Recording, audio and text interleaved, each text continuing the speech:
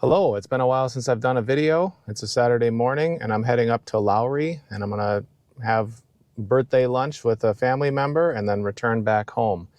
I have 100% charge. I did precondition the battery.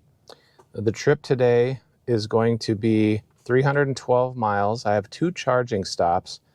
I'm going to go to the Supercharger in Alexandria. A better route planner says 37 minutes. And then on the way back, I need to stop at Circle K for 5 minutes. So that's not too bad. And then as far as temperature, it's 19 degrees now. Later this afternoon, it'll be in the upper 30s, lower 40s. The wind speed currently is 3 miles an hour out of the northeast going to the southwest. And then in the afternoon, it'll be coming from the southeast, so I'll be fighting it a little bit at about 11 miles an hour, gusts up to 18 to 20. So very reasonable trip. Looking forward to it. I did choose the Tesla Supercharger in Alexandria over the Circle K because I get a little bit faster charge there, and I'm actually stopping there before I go see my family member. So it's just a time optimizer. Currently it's 43 cents a kilowatt hour at Circle K and 45 cents a kilowatt hour at Tesla Superchargers. So not a significant premium to use the supercharger at a faster speed. Apple Maps recently added Tesla Superchargers into their navigation. And I've been playing around with that a bit, and I actually tried to plan this trip with Apple Maps to give it a shot. The interesting thing is every time I plan the trip, I get varying results. It'll send me to the Tesla Supercharger one time, and I do have both Tesla and Circle K as like my preferred networks. But it'll send me to Circle K up in Alexandria as the only stop. It'll send me to the Tesla Superchargers in Alexandria, and then have me stop in St. Cloud or Monticello on the way back. So it's very, the results vary every time I add it. And it's just, Apple Maps is not there yet for trip planning. You can drag, when you add stops, you can drag them around. And when it puts the charging stop before my family member's house, I want to change that and actually charge before I get there. So we're gonna be doing some driving around. Like I'm gonna get to Alexandria here, Better Route Planner says 28%. That's fine, but I'd rather just charge ahead of time and then go see him, go have lunch, and then bug out of town. And when I try to drag that around, it like resets. Now I can manually add the stop, and then, it'll kind of figure it out. But it's still a bit clumsy, I'd say, for overall trip planning. It's still tough to beat a Better Route Planner. It's super conservative too. So it has me charging probably an extra 20 minutes more than a Better Route Planner, and I don't know what the factors are. Is it thinking I'm going to arrive there with less battery? Is it not aware of the varying speeds of the chargers? A Better Route Planner has many of those details. It also doesn't have the use indicators. So here I can see that there are not any superchargers in use right now. That's wonderful to like pull up, because if I saw these full, I would then go to Circle K and hopefully avoid the rush. So yeah, plus the fact that I take up 2 stalls and I piss people off when it's full. But yeah, I hope that Apple Maps continues to get better. I also hope that Apple Maps gets battery conditioning before you make your stop as well. That would be wonderful. I don't know that Ford will work with a Better Route Planner to ever make that happen, but you have to imagine that Google Maps having battery conditioning with Google Maps, that eventually Apple Maps will also get it. Apple's always kind of slower to get to things, so we'll see what that means and when it will come. But anyhow, looking forward to all of these advancements. And I'm totally fine with like Apple Maps versus the Ford Nav as like a go-to. They're just not adding the Tesla Supercharger support to the Ford Nav, which is irritating. But I think just having CarPlay, I'm going to default to using my tools on my phone versus the native nav, which is pretty clumsy. And I don't really prefer to sit in my truck and do any route planning activities. I like to do that on my couch the night before. It just seems more fluid in the way that you do it.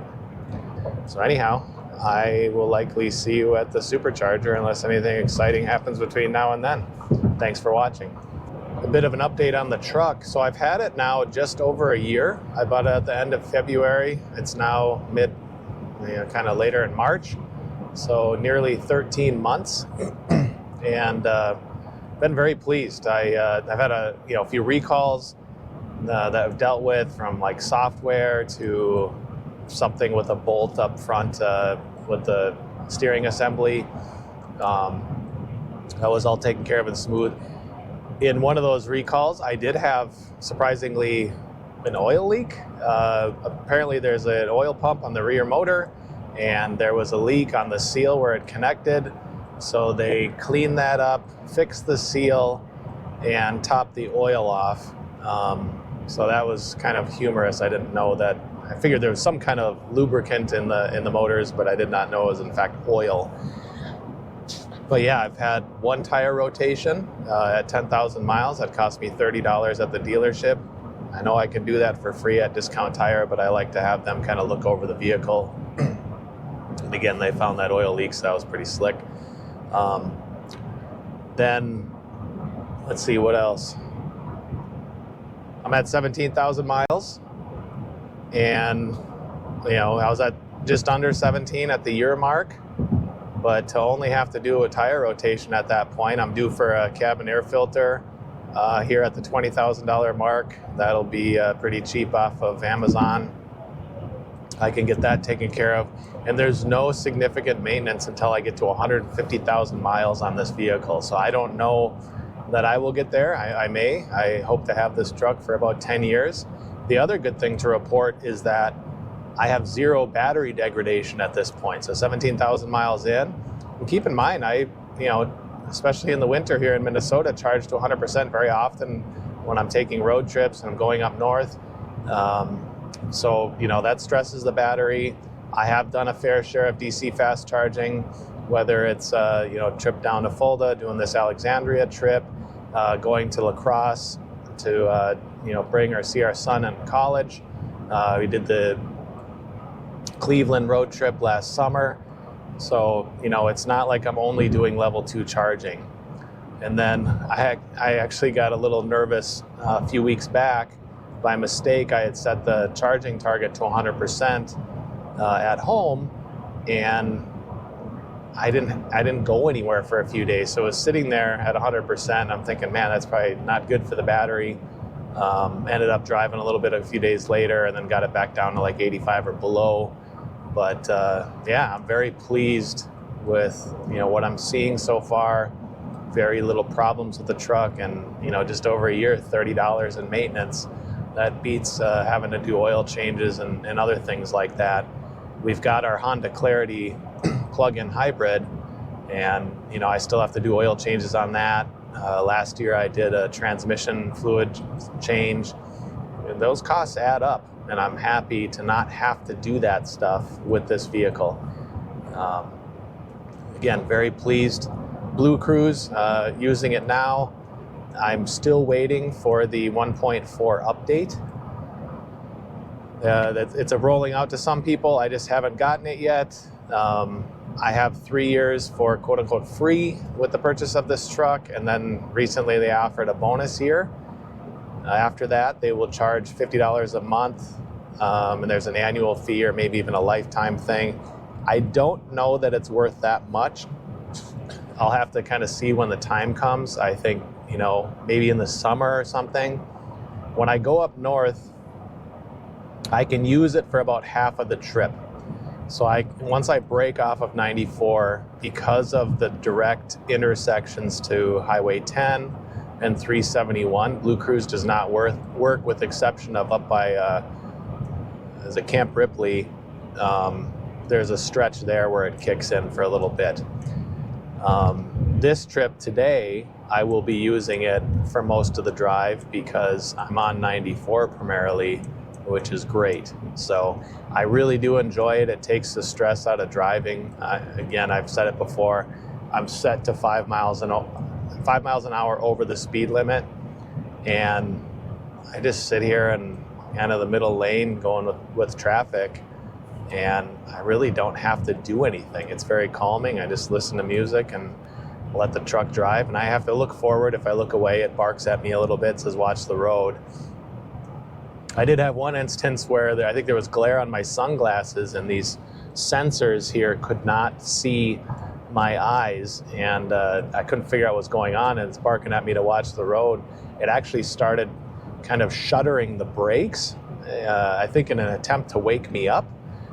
So that was interesting. I actually had to remove my glasses in that instance so that I could see my eyes, and then everything was fine. But it's a pretty cool safety feature. If you suffer from like sleep apnea or whatever, and you really struggle with staying awake, to know that your vehicle can try to attempt to wake you up and, you know, safely recover perhaps. So anyhow, loving the truck, very happy with my ownership, a year plus in.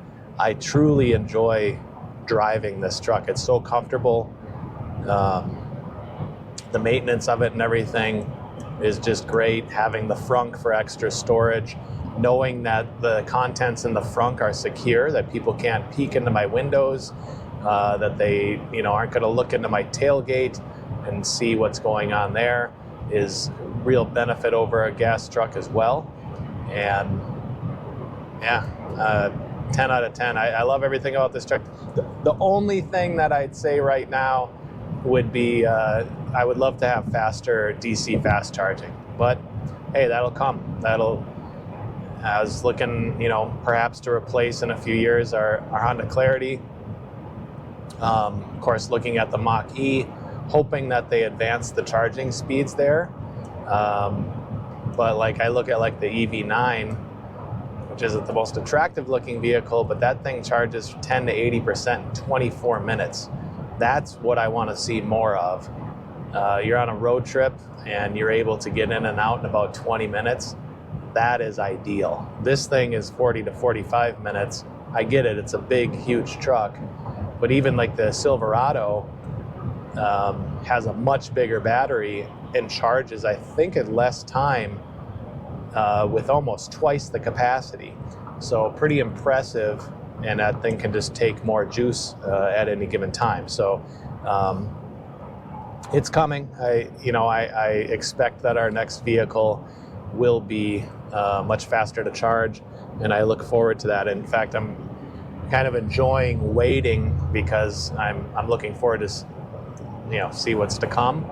I actually read an article yesterday that BYD has the capability to charge fully in 5 minutes, which is equivalent to a gas vehicle basically gassing up, but you have to have a megawatt charger. So we have a hard enough time getting DC fast chargers, and the expense, I cannot imagine the cost to get that much draw to a particular location at multiple stalls. But maybe someday, we'll have to see. I just have to hope that the charging infrastructure keeps building out. Some of the recent political actions have taken away the NEVI program progress. So we'll see, what private industry does as well. But, I think Circle K's done a good job. Quick Trip adding their chargers, and I did the review on the one in La Crosse. They're adding another one that's kind of closer, so I don't have to go out of my way when we go see our son. Looking forward to that. That's a great setup. Iona is now part of the Ford charging network. They seem to have a really good setup. So yeah, I want to see more of it and hope that they keep progressing. All right, a little update here. I was surprised that a Better Route Planner didn't tell me the charger status. Looks like there's only 2 other cars here. Anyhow, that could be an API problem with Tesla. It could be a Better Route Planner. It could be specific to this location. It's hard to say. So yeah, it wants me to stay here 32 minutes to charge to 82%. I am at 35% now. We drove 140 miles, just over 2 hours at 1.6 miles per kilowatt hour. You can see the breakdown of energy usage. It is 20 degrees out right now, and I did have a little bit of a kind of a crosswind, maybe a little push depending on the angle I had going on. So all in all, pretty good. I will come back with some other things I want to share in just a little bit. So, this is interesting. People get upset that we use 2 spots with the Lightning, but if they left that spot open, the pull-in spot, then I wouldn't have to take 2 spots. See, again, wants me to go 32 minutes to 82%. I did use plug and charge, which is nice because Ford will just pass through and charge me. They don't add a premium. We already had 161 kilowatts charge rate. So that's good. It's going to peak out in the 160s or whatever, and then once it hits about 60 something percent, it'll drop down to about 100, 120 and level off from there. And then 80 to 82 will be painful. That'll be really slow, but that's fine. We've got time. Supposed to be there at 11 o'clock. I factored in some extra time. We're good. So I'm going to make a pit stop. I'll be back. And then I want to show you a couple things that I've acquired to help out with charging charging wait times. So I'll be back. So I thought this would be something that's a little fun to show. I have this little device that allows me to connect up a Roku or my smart, smart TV adapter, if you will, through CarPlay. And so in this case, I've got Plex showing where I have a TV tuner card, and I'm able to actually broadcast live TV on my screen. I'm not going to play it here because I don't want any copyright infringements to block the video.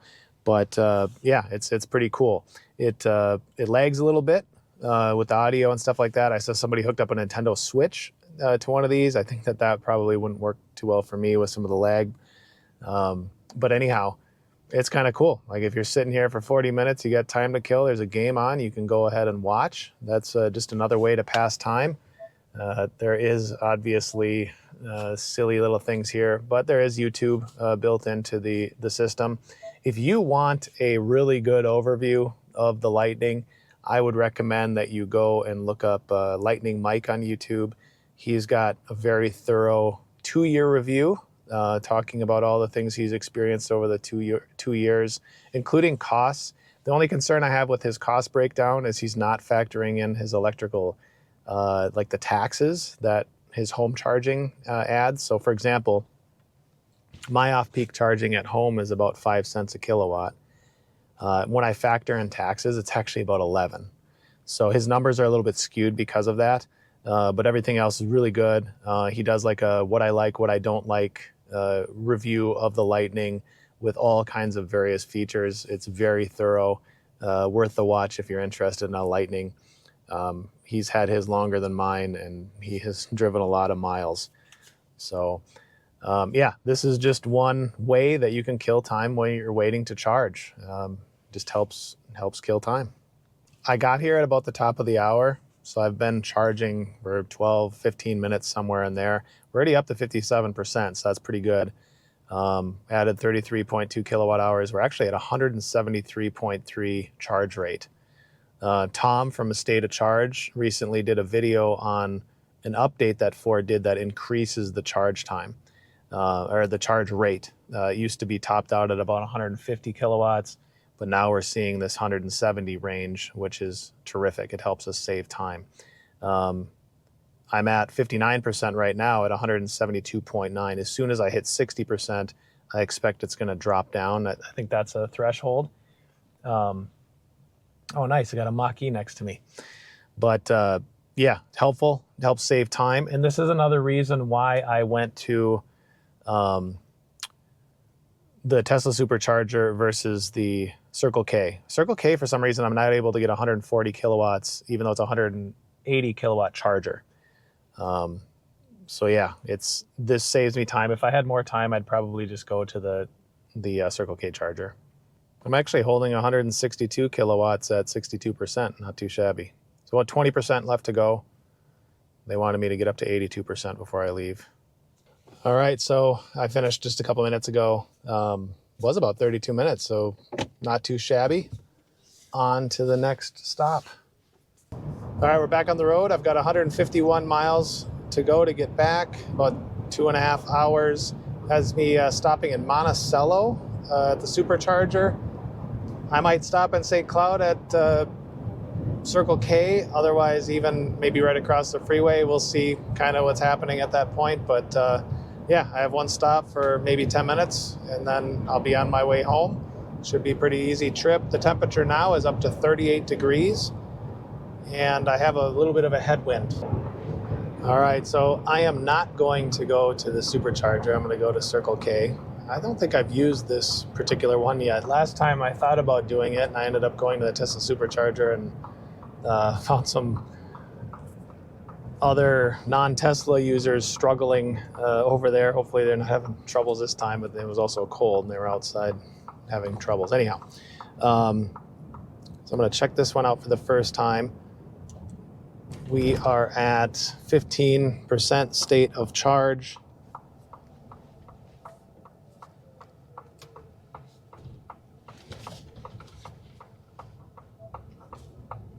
We went 95.4 miles, an hour and a half, or hour 24, at 1.5 miles per kilowatt hour. It's 39 degrees out. It's really nice in the sun, but that wind is kind of crazy. I did have a headwind pretty much the whole time, and so that wasn't helping much. But I won't charge as fast here as the Supercharger. That's okay. It's 2 cents cheaper, not a huge difference, but fun to check out this new location for me, and then I'll be on my way. I'll check in on my way out. All right, I just engaged. It's 2:49. I'm at 15%. I only need to go to 35%, but we have some more driving to do later, so I'm going to go over that. I'll probably go to like 42, 45, somewhere in there, just so I have some room. So yeah, again, I just don't get much over like low 140s on the Circle K chargers, whereas this would ramp up to 170 something on a 250 kilowatt Supercharger. But again, that's okay. So I was supposed to be here for about 10 minutes. It's now nearly 15 minutes, but I was only supposed to go to 35%, and I'm now at 39. So I'm gonna go to about 45 and then I'll bug out of here. As commented earlier, I'm only at 107 kilowatts at 39%. I'm pretty sure I'd be at 150 plus if I was at a Supercharger. So again, I paid the cost of time. I saved 2 cents a kilowatt, which is like 1%. Not a significant savings, but it's nice to have these Circle K chargers. They seem to be pretty good to me. Okay, I charged to 51%. Took 23 minutes and 54 seconds. Again, running pretty slow at about 107 or 109 kilowatt charge rate. Not the best, but not in a super hurry. The total cost was $22 for this session. So I overcharged because I've got some driving to do on the other side. And I've got 48 minutes to go, 52 miles. And I should get there with 26%, which should be enough to do what I need to do. All right, winding down the trip. We went 143 miles, about 2.5 hours with the one stop. 1.6 miles per kilowatt hour. You can again see the usage of energy. So I'll have the totals in the summary for everything with the total cost and everything. I think it was like $30 the first time, like maybe 20 the second time. Anyhow, the details will be there, but all in all, a good trip. Again, could have saved time by hitting a Supercharger the second time around. It starts to add up, 24 minutes, and I only went from 15 to 45 or something like that versus 15 to 82 in exactly 30 minutes on that first stop at the Supercharger. So again, overall good trip. Beautiful day for driving, and appreciate you watching. Take care.